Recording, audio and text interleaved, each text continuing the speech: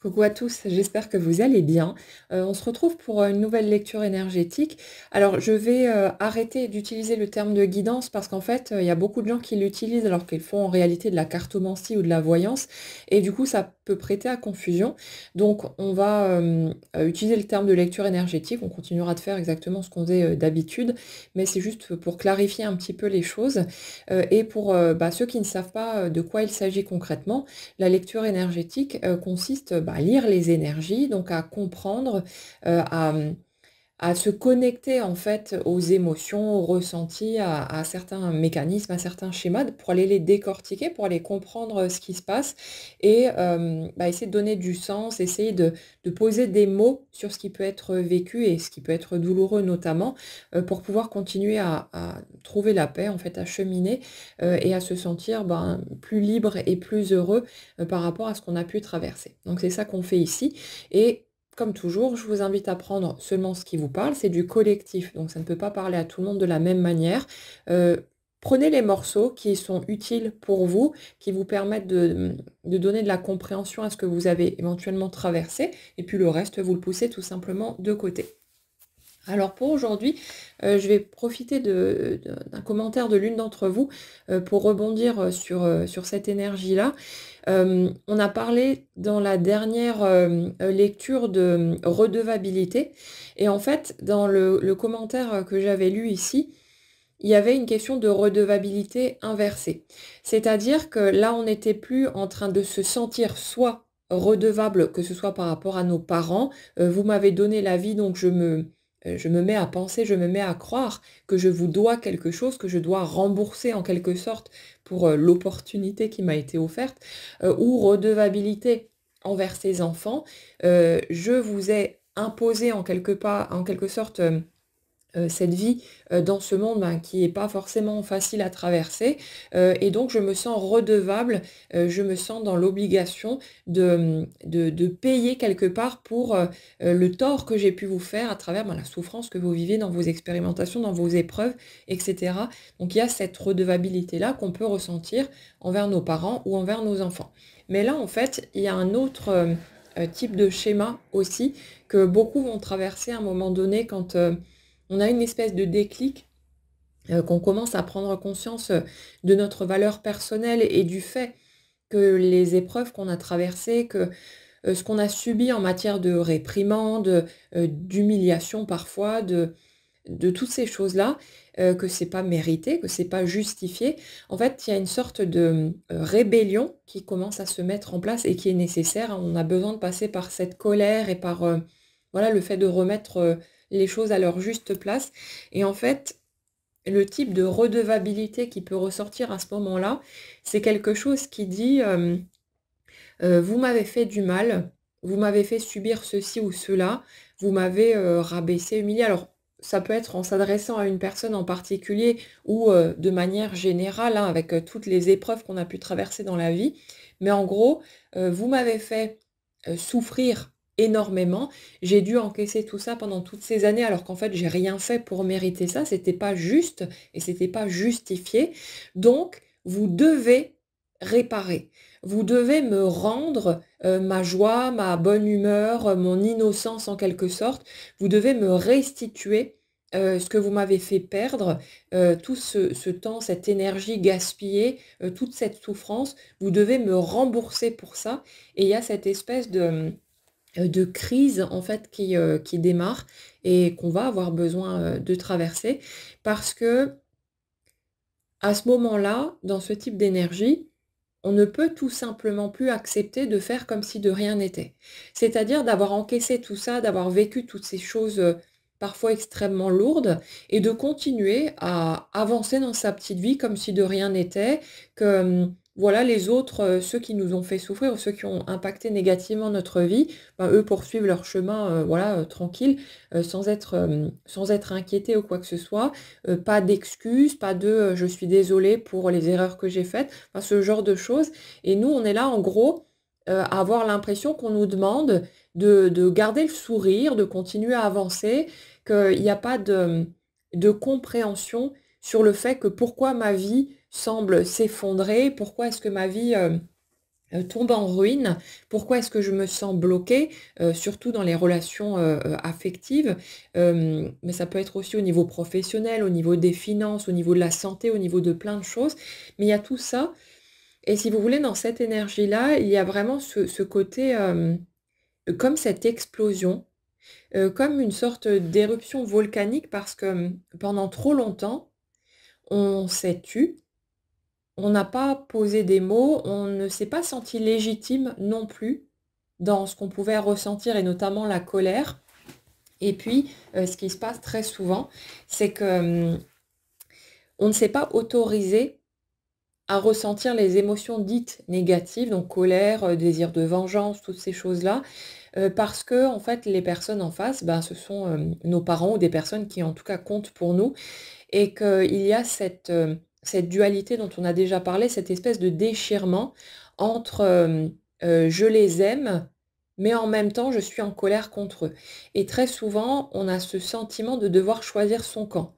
Donc soit je les aime, soit je les déteste, soit je, je suis dans l'acceptation, dans l'ouverture vis-à-vis d'eux, soit je m'autorise à ressentir de la colère, du ressentiment, toutes ces choses-là et on croit, qu'on doit choisir un camp, qu'on n'a pas le droit aux 2, que ça peut pas se mélanger alors qu'en fait si et ça c'est très important à conscientiser, c'est qu'il n'y a pas de tri à faire en fait, tout, peut cohabiter en quelque sorte et plus on va être dans l'acceptation de cette dualité, de ce tiraillement finalement entre ces 2 pôles, plus ce sera fluide et le passage se fera un petit peu plus en douceur. Mais c'est vraiment très important, à un moment donné, quand on est prêt, de se donner le droit de ressentir tout ce qu'on peut ressentir de chaotique, de douloureux, d'explosif. Ça ne veut pas dire qu'on va devenir, un monstre et se mettre, à tirer à vue, évidemment, mais ce qu'on ressent, c'est important de se donner le droit, en fait, de le ressentir puisque c'est là de toute façon. C'est pas le fait de le retenir, de le contenir ou de faire comme si ça n'existait pas, qui va régler le problème et qui va nous permettre de guérir. On a besoin de faire face à ce qu'on ressent et c'est pour ça aussi que, c'est une bonne chose que notre énergie produise dans la matière ce qu'elle est, parce que quand on est dans ce type d'étape, généralement, on se retrouve bloqué. On peut avoir l'impression que tout se casse la figure ou alors que tout coince de tous les côtés, il y a une merde sur l'autre qui tombe. C'est des périodes qui sont souvent compliquées, qui semblent, parfois même, stériles, où on est là, on comprend pas. Ah pourtant j'ai travaillé sur moi, sur mes croyances et cetera. Oui OK, mais en attendant, tu es une boule de crispation, de colère, de ressentiment, de tout ce qu'on veut et le but c'est pas de vous dire que c'est pas bien d'être dans cet état-là et que c'est pas, normal, bien au contraire. Mais c'est simplement de comprendre que c'est logique de vivre des situations bloquées d'un point de vue concret quand on est dans ce type d'énergie. Le but, ce n'est pas de nier ce qu'on ressent, ce n'est pas de le mettre de côté ou quoi que ce soit, mais c'est simplement de voir qu'il y a du sens, qu'il y a une cohérence, qu'il y a un lien entre les 2, parce que ça permet de comprendre pourquoi est-ce qu'on est en train de vivre cette période, qui est difficile, qui est compliquée, qui semble coincée de tous les côtés et ça permet aussi de se donner le droit, en fait, de passer par là, de comprendre pourquoi est-ce qu'on en est là. On n'est pas juste en train de péter un plomb gratuitement comme ça parce qu'on était de mauvaise humeur ou que c'est la pleine lune, mais parce qu'il y a de la souffrance derrière et de la souffrance que, pendant longtemps, on a sans doute enfermée, qu'on n'a pas, assumée parce qu'en plus la majorité d'entre nous a été éduquée en mode, être en colère c'est pas bien, ça fait de nous de mauvaises personnes et forcément puisqu'on voulait être aimé, on voulait être, approuvé, par notre entourage, ben, on a appris, la plupart d'entre nous, à contrôler, nos émotions, à taire notre colère, à, enfermer en fait tout ce qui pouvait aller dans le sens contraire de ce qu'est «une bonne personne» entre guillemets et ça fait qu'on a été dans le déni, on a été dans le refoulement de toutes ces choses-là et c'est pas étonnant au bout d'un moment, bah, à force d'encaisser, à force, de s'asseoir sur ces émotions, que ça finisse par exploser. C'est tout à fait naturel et c'est humain. Donc Dans cette étape-là, cette période de crise, elle est nécessaire et on va avoir besoin, en fait, de se rendre compte que, il faut que ça sorte. Ça ne veut pas dire et souvent, en fait, c'est déconseillé. Après, ça dépend vraiment des cas de figure et des personnes qu'on a en face, de leur capacité à entendre et à être ouvert et réceptif. Avec certaines personnes, vous allez pouvoir exprimer les choses et vous confronter à eux parce qu'ils seront capables de vous entendre, ils auront pris suffisamment de recul sur eux-mêmes. Voilà, ils accepteront en fait de vous laisser poser les mots, de vous laisser donner votre ressenti par rapport à ce que vous avez vécu et il y a un dialogue qui pourra s'établir, même si bah, forcément c'est compliqué et c'est chaotique hein, dans ces moments-là. Mais avec d'autres personnes, elles vont être tellement sur la défensive ou enfermées dans leur propre mécanisme à la con qu'elles ne seront absolument pas capables de vous entendre et ça ferait peut-être plus de dégâts qu'autre chose que au moment où vous allez chercher à vous exprimer, à poser des mots pour votre propre guérison, vous allez vous retrouver face à quelqu'un qui va encore vous accuser, vous pointer du doigt ou vous envoyer paître. Donc c'est pas forcément conseillé. Ça va vraiment dépendre du contexte dans lequel vous êtes et de la situation. Donc à chacun de voir ce qui est OK ou pas. Par contre, ce sont des choses qu'on peut faire seul avec soi-même. Les protocoles de Natacha Calestrémé, j'en avais déjà parlé, puis j'avais fait un audio sur mon autre chaîne pour ceux qui veulent traverser tout ça. Mais c'est quelque chose de très simple à utiliser. Bon, je les ai adaptés de mon côté à ma sauce, hein, comme d'habitude. Mais ce que j'aime bien faire quand j'ai besoin de sortir quelque chose, c'est de m'installer voilà, au calme, dans une pièce, dans un petit coin tranquille, de me poser et d'installer alors soit une chaise, soit peu importe, en face de vous, comme si quelqu'un d'autre allait se poser là, mais on imagine en fait la présence de l'autre personne. Elle n'est pas, on ne s'adresse pas directement à quelqu'un, on ne l'appelle pas, on ne va pas le voir directement. On le fait seul avec soi-même, mais en invitant mentalement, en quelque sorte, l'autre personne à se poser en face de nous. Et là, le but, c'est de parler à voix haute de préférence. En tout cas, perso, je trouve que ça marche mieux mais de mettre des mots comme si l'autre était réellement en face de nous et en s'autorisant surtout à vraiment sortir les choses spontanément. C'est-à-dire que si vous vous mettez en colère, si vous vous mettez à insulter l'autre ou peu importe, laissez sortir. On s'en fout. Personne ne vous écoute, personne ne vous entend. Laissez sortir ce que vous avez besoin de sortir. Pour une fois dans votre vie, permettez-vous de ne pas enfermer tout ça dedans. Ça ne fera pas de dégâts, il n'y aura pas de représailles, il n'y aura pas de réaction en face puisque vous êtes seul face à vous-même. Mais vous, donnez-vous au moins ce droit, faites-vous ce cadeau que de vous permettre d'exprimer ce que vous avez besoin d'exprimer de façon spontanée et sans aucune retenue, parce que ça fait énormément de bien. C'est à faire souvent un certain nombre de fois. Vous pouvez le faire avec toutes les personnes à qui vous auriez quelque chose à reprocher. Ça peut être pour des bricoles comme pour des choses plus importantes. Mais ce qui est vraiment bien dans ce processus-là, c'est que justement, on est seul face à soi-même, donc on risque pas d'être confronté à l'ego des autres et à leurs réactions ben, qui pourraient, comme dit, faire plus de dégâts pardon, qu'autre chose. On peut vraiment se euh, laisser tout ça sortir librement et ça apporte un énorme soulagement. L'important, c'est pas que l'autre l'entende, parce que l'autre, comme dit, ne sera souvent pas capable de comprendre votre point de vue.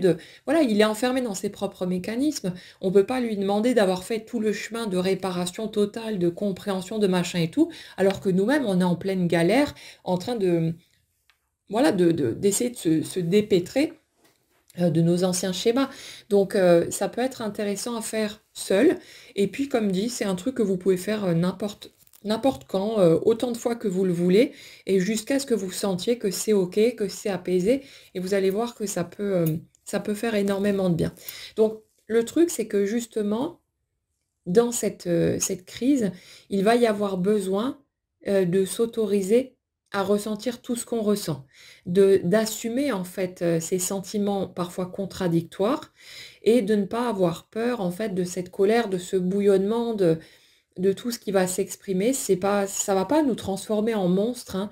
Ce qu'il faut vraiment comprendre, c'est que très souvent, là où il y a des dérapages ou voilà, et c'est quand justement on passe sa vie à enfermer ses sentiments, à se retenir, à garder toutes ces pulsions à l'intérieur par peur de l'explosion ou du dérapage, alors que c'est le fait de garder trop longtemps les choses dedans qui font que ça explose au bout d'un moment. C'est comme si vous faites un régime où vous allez vous priver de absolument tout ce qui pourrait vous faire plaisir pour tenter de perdre du poids le plus rapidement possible. Le truc, c'est que si vous allez trop loin dans votre démarche, vous allez être frustré à donf. Et le truc, c'est que à un moment donné, vous allez craquer. Et là, vous allez vous mettre à bouffer mais tout ce qui vous passe sous la main et vous allez complètement ruiner votre objectif et c'est totalement contre-productif.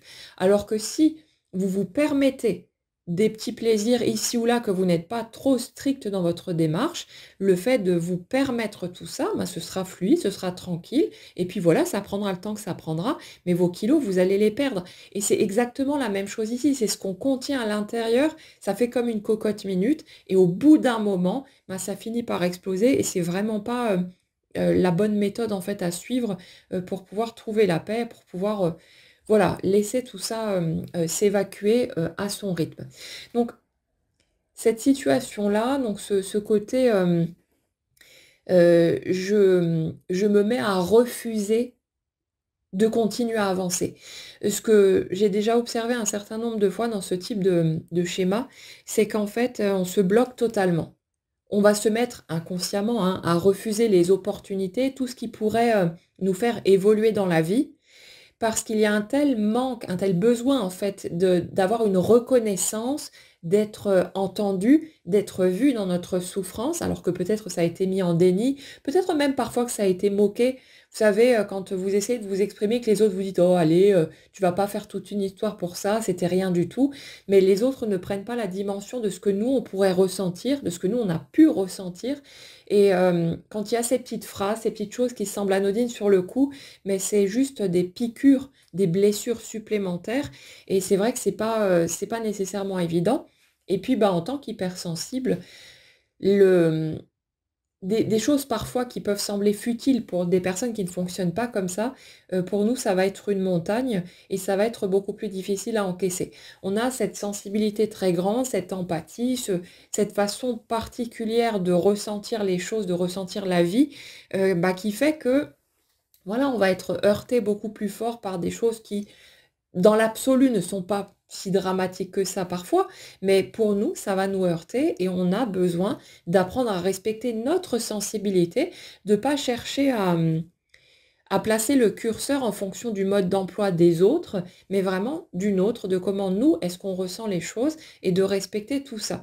Après, bien sûr, c'est important, quand on est prêt, de chercher aussi à comprendre que ben, les personnes en face de nous ne fonctionnent pas de la même manière et donc que leur réaction se base sur leur propre ressenti des choses et qu'elles peuvent ne pas comprendre pourquoi est-ce qu'on réagit aussi fortement, pourquoi est-ce que quelque chose nous atteint si fort, mais quand nous, on va commencer à l'assumer, quand on va commencer à respecter vraiment notre propre façon de fonctionner, il y a de la compréhension qui peut se mettre en place. On peut expliquer les choses. On dit: «OK, toi, tu ne vis pas les choses comme ça, tu ne les ressens pas de la même manière, mais moi, pour moi, je les vis de cette manière et je suis légitime dans ma façon de ressentir les choses. Ce n'est pas parce que toi, tu ne fonctionnes pas comme ça que le monde entier vit la même chose que toi et ressent les choses de la même manière». Donc ça, voilà, c'est des choses qui peuvent se faire, mais pas avec tout le monde, évidemment. Et pas quand on est en plein dans nos blessures et dans nos phases les plus délicates et les plus compliquées. Donc pour revenir à cette énergie, ce qui se passe dans cette période de crise, c'est que on se met justement à refuser que quoi que ce soit bouge parce qu'il y a ce besoin que ça s'arrête.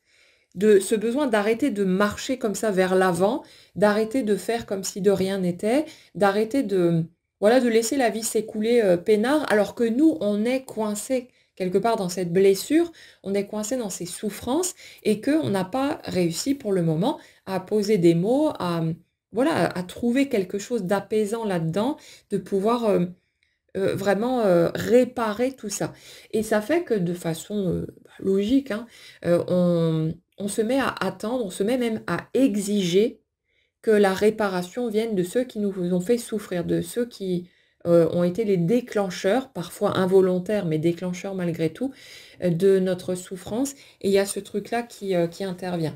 c'est un petit peu comme si on faisait, un «caprice» entre guillemets, sauf que c'est pas quelque chose de déplacé, c'est parce qu'il y a énormément de souffrance en dessous et il y a ce truc de, «Non, non, ça suffit, je vais pas continuer à avancer, je vais pas, non, tu me demandes de sourire, tu me demandes: "Oh mais qu'est-ce qui va pas?" machin et tout, mais voilà, il faut que ça sorte, il faut que tout ça puisse s'extraire, il faut qu'on puisse, évacuer, cette poche de poison en quelque sorte et le fait de juste voir tout le monde qui continue de tourner en fait pendant que nous on est là à se sentir bloqué, à se sentir coincé, dans notre souffrance, dans notre mal-être et dans cette, difficulté aussi à s'accepter tel que l'on est véritablement. Toutes ces années de déni qu'on a mis sur notre façon de fonctionner, toutes ces années pendant lesquelles on a joué au petit caméléon, à, à s'enfermer soi-même, sa véritable nature, en tout cas dans une boîte. Donc tout ça, ça devient à un moment donné insupportable et cette crise, elle est délicate et en même temps salutaire et totalement indispensable pour qu'on puisse remettre les choses à leur juste place. Ça ne se fait évidemment pas d'un coup, mais voilà, c'est quelque chose qui c'est comme une bascule, c'est comme le barrage qui saute enfin et qui va permettre, après ces explosions, après cette, éruption volcanique, à un moment donné de pouvoir se sentir en paix. Mais ça demande du temps et ça demande d'accepter de franchir les étapes. Il y aura pas de raccourci, il y aura enfin, il y aura pas de choses pour faciliter, j'allais dire, mais en fait, si, bien sûr, il y a des aides qui sont partout, que ce soit les thérapeutes, les bouquins, les vidéos, enfin, il y a plein de choses qui vont nous aider évidemment sur le chemin. Encore faut-il s'autoriser, à y avoir accès, à y accéder. Mais ce qui se passe, c'est qu'on ne pourra pas appuyer sur un bouton, avance rapide et faire en sorte de pouvoir sauter cette étape. Il va falloir la traverser. Ça va être inconfortable, ça va être douloureux, ça va faire sortir beaucoup de choses, ça va être, pas forcément, agréable à traverser, c'est clair, mais c'est quelque part une sortie de tunnel, qui arrive devant aussi et on a vraiment besoin de passer par là et comme dit, le morceau vraiment le plus important ça va être de se donner le droit de ressentir, tout ce tumulte intérieur, tout ce chaos, d'arrêter de se refuser ces émotions-là en pensant que ça va faire de nous un monstre, une mauvaise personne ou je sais pas quoi. Donc c'est un réapprentissage, on va, réapprivoiser quelque part notre monde émotionnel, on va, désapprendre petit à petit toutes les idées fausses qu'on a appris à ce sujet-là pour se faire, son propre chemin, pour se créer son propre mode d'emploi et se donner ce droit de ressentir tout ça. Parce qu'en dessous de la colère, il y a de la souffrance. La colère, c'est une réaction naturelle, qui arrive quand, en fait, notre, intégrité est menacée, que ce soit notre intégrité, morale, physique, émotionnelle, peu importe. Mais, il y a c'est comme un mécanisme de défense qui arrive pour qu'on puisse se protéger et quand on refuse cette colère, ben, on ne pose pas ses limites, on ne pose pas nos stops là où ce serait nécessaire et pendant un certain temps, ben, on n'y arrive tout simplement pas. Parce que quand on est enfant, on a, comment dire? Un pouvoir qui est limité, on est forcément influencé aussi par les modèles qui sont autour de nous. Après, il y a la réaction aussi des personnes en face. Souvent, on s'est retrouvé dans des cas de figure où on ne pouvait pas exprimer son désaccord, son opinion, sa vérité en fait, parce que, ben, l'autre, allait être dérangé ou gêné par ce qu'on allait exprimer et soit on se faisait engueuler, soit on se prenait une baffe, enfin, voilà, il y a eu tous ces mécanismes qui ont fait qu'on a appris qu'exprimer ses ressentis, exprimer ses émotions et surtout bah, quand c'était, vu comme négatif, que c'était quelque chose qui n'était pas accepté et acceptable et nous, on avait absolument besoin, bah, de se sentir aimé ou en tout cas accepté, parfois toléré malheureusement, par, nos parents, par notre famille, notre entourage et ainsi de suite. Donc c'est un passage qui est très délicat parce que ça va passer par plein d'étapes différentes. Évidemment, la vie produit, ce que notre énergie est, donc les situations vont se présenter pour nous permettre de sortir tout ça. C'est pour ça aussi que, Dans ces périodes-là, on a parfois l'impression que c'est un enchaînement de catastrophes, «catastrophes» entre guillemets, hein, c'est pas forcément des choses très graves, mais des choses qui sont contrariantes, qui sont pénibles, qui nous obligent à poser nos limites, à dire stop et vraiment à construire un cadre, solide et c'est là, en fait, pour nous donner l'opportunité de réparer nous-mêmes ce qu'on n'a pas été en mesure de faire par le passé. Quand on était gosse ou même après, en tant qu'ado, jeune adulte, pendant un certain temps, on ne pouvait pas, on n'était pas en mesure, on n'avait pas les ressources, les compréhensions nécessaires pour poser nos limites là où ça aurait été nécessaire.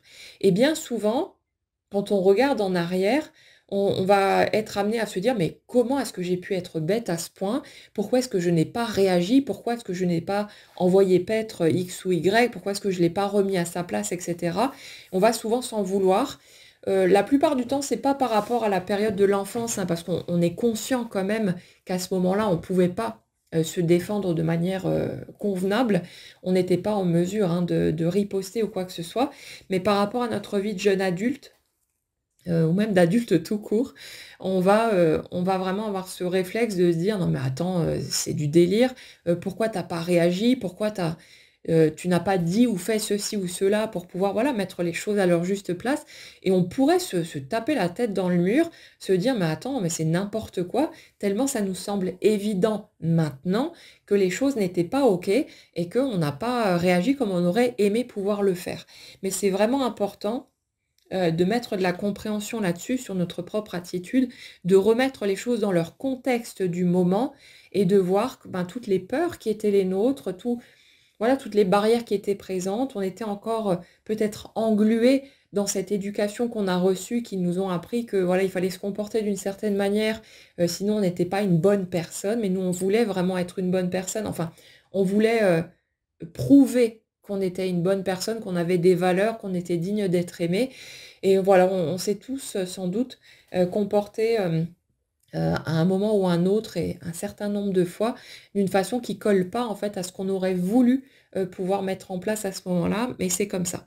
Ça va demander un temps de digestion, c'est quelque chose qui se fait dans le temps et c'est vraiment important d'être indulgent envers soi-même, d'essayer autant que possible, bah, de devenir son propre meilleur ami, hein, de d'arrêter d'attendre que ce soit l'extérieur qui vienne réparer, qui vienne, rembourser, qui vienne nous restituer, tout ce qui a été, enseveli, hein, sous de la souffrance, parce que ça n'arrivera pas.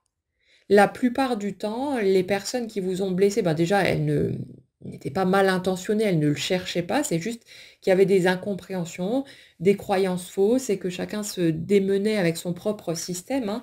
Mais la plupart du temps, les personnes en face, jamais de la vie, viendront s'excuser de quoi que ce soit, puisque leur intention n'était absolument pas de nuire. Donc pourquoi est-ce qu'elles viendraient s'excuser? Puisque pour elles, tout est OK ou enfin voilà, les choses n'ont pas été prises de cette façon-là. Et celles qui avaient l'intention de nuire, bah, celles-là ne s'excuseront de toute façon pas, puisqu'elles resteront campées sur leur position. Mais tout ça pour dire que on est là, dans ce type d'énergie, à exiger que les autres réparent. On est là à taper du poing sur la table, je veux que la vie me rende, ce qui me revient de droit. En gros, c'est ça. On commence à prendre conscience de sa propre valeur, que le regard qu'on a porté sur soi-même pendant longtemps, bah, c'était faux, que non, on n'était pas, insuffisant, pas à la hauteur, pas digne d'être aimé et cetera. Qu'en fait, on a toujours eu cette légitimité, qu'on a toujours mérité d'être respecté, d'être considéré, d'être aimé et ainsi de suite et ça fait qu'il y a un truc qui se révolte à l'intérieur de nous, qui se dit: «Non mais attends, toute cette souffrance, toutes ces peut-être ces accusations ou voilà tout ce que j'ai encaissé, alors qu'en réalité, j'ai jamais mérité ça, je n'aurais pas dû vivre ces étapes-là ou avoir à subir, ces réprimandes, ces critiques, ces jugements et cetera». Donc il y a vraiment ce côté, cette boule de colère en fait qui demande à sortir, toute cette injustice, qu'on a besoin de crier quelque part et ça fait qu'à un moment donné, ben, on se fiche sur place. C'est, «Non, non, moi je vais pas continuer à jouer cette espèce de comédie, je vais pas continuer à essayer d'avancer, à sourire à tout le monde, à faire comme si tout allait bien, alors que là, il y a un gros truc, sur le tapis et que c'est pas quelque chose, voilà, qui va s'envoler. J'exige réparation. Je veux qu'on me rende ce qui m'appartient. Je veux qu'on me rende ma vie, tout ce temps perdu, toute cette énergie gaspillée, toutes ces larmes versées. Je veux récupérer tout ça. Et ça fait en fait qu'on se braque, on se ferme, on se crispe, on a envie de hurler et on a cette espèce de colère, cette rage quelque part, tournée en priori vers l'extérieur, mais qui fait qu'on est là à vraiment exiger en fait réparation, sauf que ça ne viendra pas de l'extérieur. La seule personne qui peut nous réparer, c'est nous-mêmes, et ce qui va se produire, c'est que justement, à travers les situations qu'on va vivre dans le présent, on va avoir des opportunités pour, alors rejouer les scènes entre guillemets, puisque forcément ce ne seront pas les mêmes scènes, les mêmes circonstances, les mêmes personnes, etc. Mais on va avoir les opportunités de réparer petit à petit ce qui n'a pas pu être fait en bonne et due forme par le passé. Et on va voir des situations se produire ou se reproduire qui vont nous donner l'occasion cette fois de poser nos limites, de se faire entendre, de dire sa vérité, de se faire respecter et ainsi de suite. Et ça viendra de toute façon. Souvent, ça se produit par des situations, des circonstances qui, semble-t-il, n'ont rien à voir avec le point d'origine, mais tout ça, ça contribue à nous permettre de construire la personne en fait qu'on a toujours voulu être et celle qu'on aurait été naturellement si on avait pu se déployer immédiatement selon notre élan naturel et spontané, au lieu de s'enfermer, de se couper de toutes ces parts de nous qu'on a laissées planquer dans un coin parce qu'on croyait qu'elles n'étaient pas acceptables et pas dignes d'être aimées. Donc il y a tout ce chemin de réparation qui se fait, mais ça demande un peu de temps et comme dit, ça demande vraiment d'aller rencontrer ces parts de nous qui sont fulminantes de colère et qui, voilà, qui sont au bord de l'explosion, de regarder ces morceaux-là de nous en face, de ne pas les rejeter, de ne pas les nier, mais de vraiment se confronter à elles et d'accepter de les entendre. Comme si en fait on allait s'asseoir face à ces parts de nous-mêmes, qui sont des autres nous en quelque sorte, on peut les imaginer dédoublées, et souvent ça aide, et au lieu de les envoyer paître et de leur dire non, toi tu me déranges, tu es en train de perturber ma vie, etc., dégage, non, on va se poser en face d'elles, on va se taire et on va les laisser parler et leur permettre de sortir tout ce qu'il y a à sortir, toute cette douleur, toute cette souffrance, tout ce qui n'a pas été entendu, mais c'est quelque chose qui se fait avec soi-même. Alors bien sûr, quand on a besoin, on peut faire appel à un thérapeute, hein. On n'est pas obligé de faire le chemin en solitaire non plus, mais d'une manière ou d'une autre, ça ne se passera pas avec les personnes qui ont pu actionner les manettes, qui ont été les déclencheurs de notre souffrance, mais c'est un travail entre soi et soi qui va petit à petit permettre de réparer tout ça. Et puis à un moment donné, ben, on va avoir suffisamment digéré, on va avoir suffisamment sorti toutes ces choses-là et on va pouvoir commencer à renouer avec la vie, avec les autres, pas tous les autres, mais ceux avec qui on sera sur la même longueur d'onde, avec qui voilà, il y aura un respect mutuel et quelque chose de vrai, d'authentique. Et cette reconstruction, elle se fait. Mais ne cherchez pas à aller plus vite que la musique si vous vous retrouvez dans ces schémas-là. Ça ne peut pas fonctionner comme ça. Vous ne pouvez pas vous débarrasser vite fait de votre colère, de votre souffrance. Ça revient à vous piétiner vous-même, en fait. Et au lieu de vous donner l'écoute, l'attention, le temps dont vous avez besoin pour guérir, vous seriez juste en train, une fois de plus, de vous piétiner, de vous laisser de côté. Et c'est vraiment pas le bon plan. Donc, faites-vous ce cadeau-là. Laissez-vous ce temps. Voyez que, ok, pour l'instant c'est comme ça, c'est désagréable, c'est inconfortable, je déteste ça, d'accord, mais ça ne sera pas toujours comme ça. C'est une période qui certes paraît toujours trop longue parce qu'on a envie d'être dans la joie, on a envie de profiter de la vie, on a envie d'être bien tout simplement, mais plus vous allez accepter ce que vous ressentez au lieu de lui tourner le dos, plus ça pourra se dérouler de façon fluide et rapide. Donc faites-vous ce cadeau-là, mettez-vous à votre propre écoute et faites pour vous ce que vous auriez aimé que d'autres fassent pour vous par le passé, ce dont vous avez manqué, donnez-le à vous-même, faites-le pour votre propre personne et ma foi, la vie et le temps feront le reste de toute façon, mais c'est une étape vraiment indispensable à passer, ça participe à ce chemin de guérison, ce chemin de réparation et ça passe par là pour pouvoir ensuite aller renouer avec la vie à son rythme et se remettre à ressentir de la joie et des belles choses. Mais il faut pouvoir digérer et ça se fait pas en un claquement de doigts. Voilà pour cette lecture d'aujourd'hui. J'espère que, ça pourra vous aider, peut-être à trouver des réponses, à trouver des clés supplémentaires. En tout cas, voilà, prenez bien soin de vous, passez une belle journée et puis on se retrouve bientôt.